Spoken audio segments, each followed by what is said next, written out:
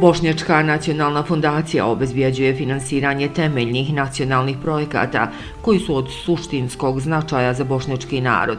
Jedan u nizu projekata iza kojeg je stala Bošnjačka nacionalna fondacija je edicija od 10 tomova Bijela knjiga žrtava Sandžaka 1941-1945 autora Fehima Đogovića u uredništvu, mentorstvu i koautorstvu akademika Šerba Rastudera, a sve to pod pokroviteljstvom Bošnjačke akademije nauka i umjetnosti.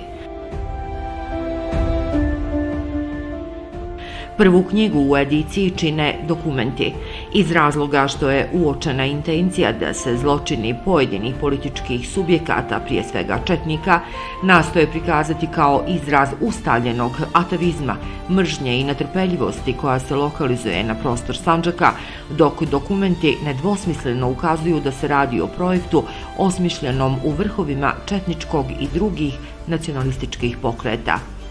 Druga knjiga unutar edicije Sandžak žrtve rata 1941-1945 posvećena je Bjelopoljskom srezu. Decenijski rad autora donosi iznenađujuće i frapantne podatke o tome da je na ovom području u toku rata 1941-1945 godina život izgubilo više od 10% stanovništva.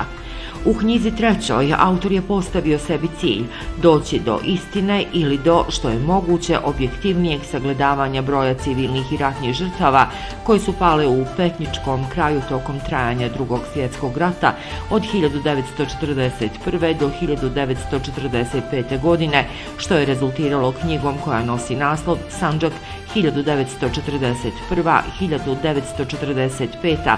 žrtve rata, opština Petnica. I četvrta je dosad posljednja odštampana knjiga akademika Šerba Rastudera pod naslovom Revolucionarna nepravda, u kojoj su tretirana suđenja Bošnjacima, muslimanima Crne Gore za navodna nedjela počinjena tokom rata 1941. i 1945. godine. Ovo su samo prva 4 toma iz edicije Bijela knjiga žrtava Sandžaka 1941-1945.